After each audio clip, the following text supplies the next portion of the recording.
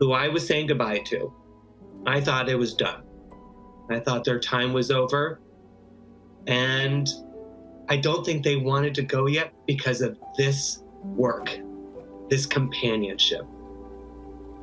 I think this level of joy that they receive from having somebody hold their hand, make them laugh, put a smile on their face, keeps them going, because I think it just reignites their cognitive mind and their hearts. For me, the impact of laughter is the ultimate. It brings joy to everyone around, the workers at these memory care homes, those that are doing the work. It's been something to where I now lead more with joy and gratitude because of these people and working with them. Laughter makes us all feel better. We know this intuitively, and science backs it up. But science is also starting to reveal the particular impact it has on people with Alzheimer's and dementia. In fact, according to research at the University of New South Wales in Australia, humor therapy can be as effective as some drugs in managing agitation in dementia patients. And another study conducted at the Osaka University Graduate School of Medicine in Japan found that the positive effects of humor can last for weeks after a therapy session. But comedy care doesn't just have an impact on the person with Alzheimer's. It has a profound impact on the comedian and the caregivers too. The impact that Laughter on Call and working with Muriel has had on me has been beyond something I can even really describe.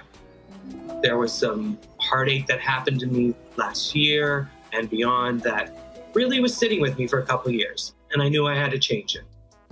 This job fell into place right at the same time as well, where it just allowed me to stop worrying about silly things inside myself because I was seeing the bigger picture of what's going on with Muriel, with these other patients, and just how they needed somebody who had empathy. And it's made my level of empathy grow to something I didn't even know was capable of.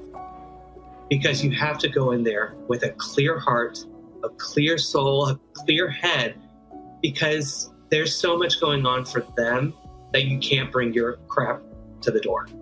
You have to leave it there. And often, by the time I'm coming back to the door, by being there, my heart feels clear. It feels just good because I know I'm getting that reaction and that smile or that laugh from them. And it just makes me feel okay. To truly put into words how great this has been for me is hard to say because I think you have to see it on the outside. The outside of me is night and day. God, it's gonna make me emotional from when I started. You're listening to the Force for Good season of the Tony Robbins podcast. To learn more about the 10 gifts that we're featuring this holiday season, including emotion, drive, growth, joy, gratitude, connection, consciousness, grace, presence, and forgiveness, please visit www.tonyrobbins.com/gifts, GIFTS. And to find Tony Robbins products and events that can help you identify your gifts, go to tonyrobbins.com/shop, SHOP.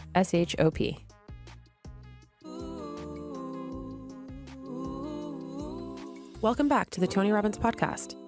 You just heard from Danny, the founder of Laughter on Call, a company that brings comedy to Alzheimer's and dementia patients, and Michael Piper Uni, a comedic actor and Alzheimer's caregiver. In this episode, we're exploring the gift of joy and how different people experience joy in their everyday lives. What joy means to you and what it feels like to you may be very different from your friends, your family, and coworkers. But for many people around the world, from all different backgrounds, joy is created through expression. In fact, one thing that Tony says is, true joy comes from being and expressing who you really are. You might express yourself through painting, dancing, or the written word. You may express yourself by fashion or the way you present yourself. But for some people, like Roz Clark, the best form of expression is through music. Roz is an opera singer, a classical soprano. She has a full and rich lyrico-sprinto voice and a commanding stage presence. But growing up listening to Motown music, gospel, and jazz, never in a million years did Roz think she would grow up to be a classical musician. I am the quintessential African-American singer. I grew up in the church. I'm from Pittsburgh, Pennsylvania. So I grew up in this working class, blue-collar neighborhood. There was a program in Pittsburgh called Centers for the Musically Talented. And so I went to audition for them. And what I always thought was I was going to grow up and become either Patti LaBelle or Dinah Ross and change gowns every 2 songs. Like, that was my plan. When I auditioned, after I sang my song, they asked me to run scales. And so they kept going higher and higher and higher, and so did I. And then they said to me, "You're an opera singer." And I was like, "And what are you talking about?" I was just like, who knows anything about that? I'm from Pittsburgh. I go to a Baptist church. I know how to sing alto. I really came to opera kicking and screaming. I'm like, "Child, no. You don't understand. I need to do the gowns, the stage, the lights, blah, blah, blah, blah." Finally, when I got to college and I was auditioning for programs, every single college accepted me in the opera program. And I was like, "Okay, God, here we go. Let's do this." And so that's how I finally embraced my gift. Roz went on to attend the University of Pittsburgh, where she studied opera and journalism and was part of the Heinz Chapel Choir, one of the most prestigious a cappella choirs in the world. She even had the opportunity to tour all over France with them. But there was one night in France, in particular, that she will never forget. As fate would have it, we were in Paris on my 21st birthday. So I turned 21 in Paris. Like, who does that? It was absolutely amazing. And so one of my other girlfriends who also was in the choir also sang jazz.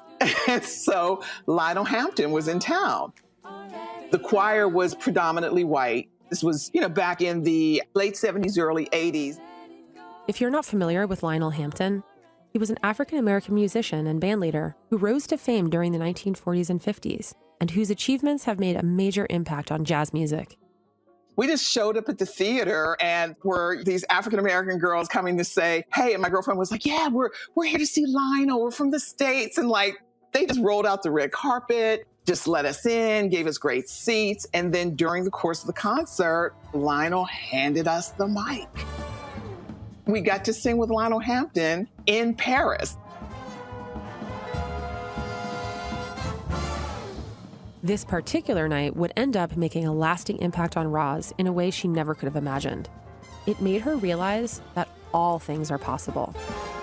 So what I would say is, again, Pittsburgh was an amazing jazz town with a rich history. And so all the great artists came through. And so having been informed by those elders who taught me and nurtured me, and then to go over to Europe thinking that I'm only going to be singing in Latin and Italian and German, and just happen to be in the same city with Lionel Hampton, and again, get to show up and say, "Oh, wow, yeah, I can sing jazz too, and I get to do this."